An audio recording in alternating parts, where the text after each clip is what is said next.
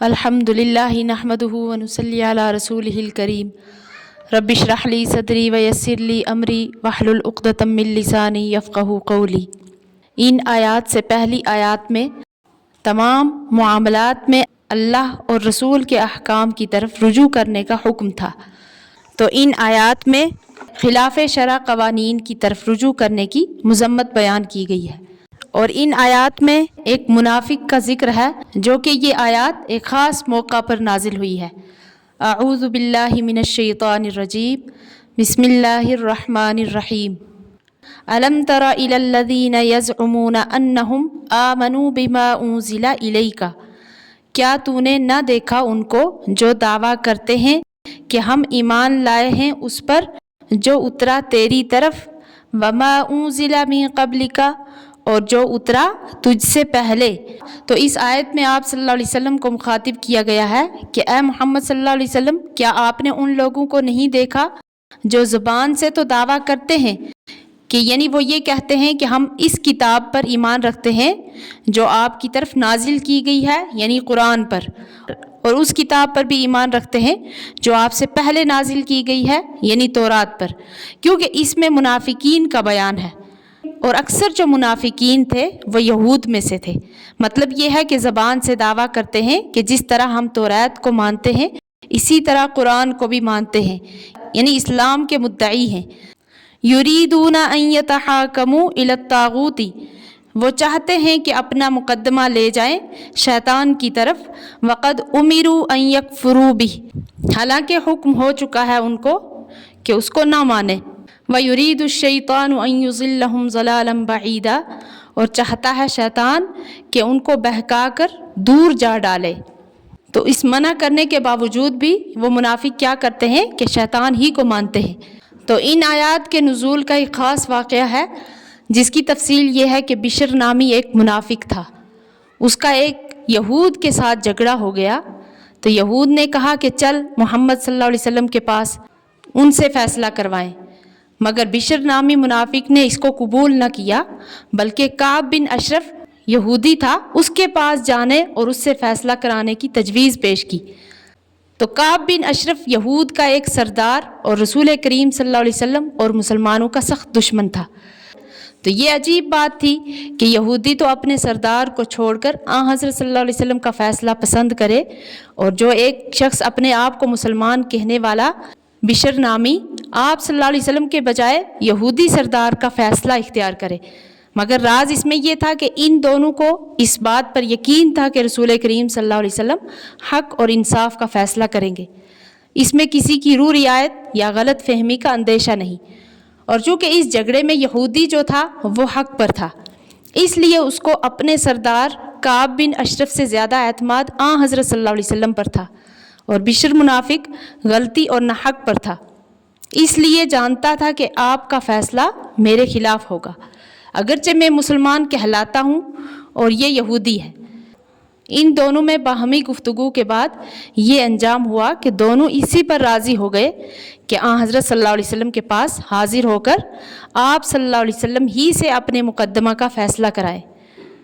مقدمہ حضرت صلی اللہ علیہ وسلم کے پاس پہنچا تو آپ صلی اللہ علیہ وسلم نے معاملہ کی تحقیق فرمائی، تو حق یہودی کا ثابت ہوا، اسی کے حق میں فیصلہ دے دیا، اور بشر کو جو بظاہر مسلمان تھا ناکام کر دیا۔ تو اس لیے وہ اس فیصلہ پر راضی نہ ہوا اور ایک نئی راہ نکالی کہ کسی طرح یہودی کو اس بات پر راضی کر لیا جائے کہ ہم حضرت عمر بن خطاب رضی اللہ عنہ کے پاس فیصلہ کرانے چلیں۔ یہودی نے اس بات کو قبول کر لیا۔ راز اس میں یہ تھا کہ بشر جو منافق تھا اس نے یہ سمجھا ہوا تھا کہ حضرت عمر رضی اللہ عنہ کفار کے معاملہ میں سخت ہیں، اور وہ یہودی کے حق میں فیصلہ دینے کے بجائے میرے حق میں فیصلہ دیں گے۔ بہرحال یہ دونوں اب حضرت فاروق اعظم رضی اللہ عنہ کے پاس پہنچے۔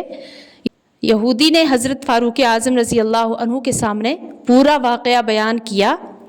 کہ اس مقدمہ کا فیصلہ جناب رسول کریم صلی اللہ علیہ وسلم فرما چکے ہیں، مگر یہ شخص اس پر مطمئن نہیں اور آپ کے پاس یہ مقدمہ لایا ہے۔ حضرت عمر رضی اللہ عنہ نے بشر سے پوچھا کہ کیا یہی واقعہ ہے؟ اس نے اقرار کیا۔ حضرت فاروق اعظم رضی اللہ عنہ نے فرمایا اچھا ذرا ٹھہرو، میں آتا ہوں۔ گھر میں تشریف لے گئے اور ایک تلوار لے کر آئے اور اس منافق کا کام تمام کر دیا اور فرمایا جو شخص رسول اللہ صلی اللہ علیہ وسلم کے فیصلہ پر راضی نہ ہو اس کا یہی فیصلہ ہے۔ تو مفسرین نے اس میں یہ بھی لکھا ہے کہ اس کے بعد منافق مقتول کے وارثوں نے حضرت عمر رضی اللہ عنہ کے خلاف یہ دعویٰ بھی دائر کر دیا کہ انہوں نے ایک مسلمان کو بغیر دلیل شرعی کے مار ڈالا ہے،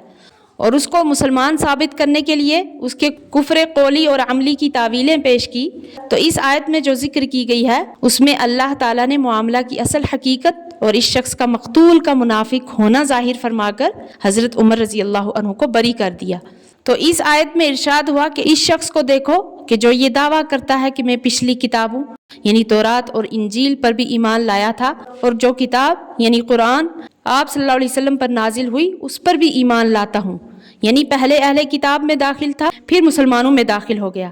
لیکن یہ مسلمانوں میں داخل ہونا محض زبانی ہے، دل میں وہی کفر بھرا ہوا ہے جس کا ظہور جھگڑے کے وقت اس طرح ہو گیا کہ آن حضرت صلی اللہ علیہ وسلم کو چھوڑ کر یہودی سردار کعب بن اشرف کی طرف رجوع کرنے کی تجویز پیش کی، اور اس کے بعد جب آن حضرت صلی اللہ علیہ وسلم نے ایک واضح اور حق فیصلہ دے دیا تو یہ اس پر راضی نہ ہوا۔ تو یہاں جو لفظ طاغوت کا آیا ہے، طاغوت کے لغوی معنی سرکشی کرنے والے کے ہیں، اور عرف میں شیطان کو طاغوت کہا جاتا ہے۔ تو اس آیت میں کعب بن اشرف کی طرف مقدمہ لے جانے کو شیطان کی طرف لے جانا قرار دیا ہے، یا تو اس وجہ سے کہ کعب بن اشرف خود ایک شیطان تھا، اور یا اس وجہ سے کہ شرعی فیصلہ کو چھوڑ کر خلاف شرع فیصلہ کی طرف رجوع کرنا شیطان ہی کی تعلیم ہو سکتی ہے۔ اسی لیے اس آیت کے آخر میں ہدایت فرما دی کہ جو شخص شیطان کی پیروی کرے گا تو شیطان اس کو دور دراز کی گمراہی میں مبتلا کر دے گا۔ اور دوسری آیت میں فرمایا وَإِذَا قِيلَ لَهُمْ تَعَالَوْا إِلَى مَا أَنزَلَ اللَّهُ، اور جب کہا جائے ان کو کہ آؤ اللہ کے حکم کی طرف جو اس نے اتارا ہے، وَإِلَى الرَّسُولِ، اور رسول کی طرف، رَأَيْتَ الْمُنَافِقِينَ يَصُدُّونَ عَنْكَ صُدُودًا، تو دیکھے کہ منافقوں کو کہ ہٹتے ہیں تجھ سے رک کر، یعنی جب ان سے کہا جاتا ہے کہ اللہ کے حکم کی طرف جو اللہ نے نازل فرمایا ہے اس کی طرف آؤ، اور رسول اللہ صلی اللہ علیہ وسلم کی طرف کہ آپ اس حکم کے موافق فیصلہ فرما دیں، تو آپ صلی اللہ علیہ وسلم اس وقت آپ منافقین کی یہ حالت دیکھیں گے کہ آپ کے پاس آنے سے کیسے رکیں گے۔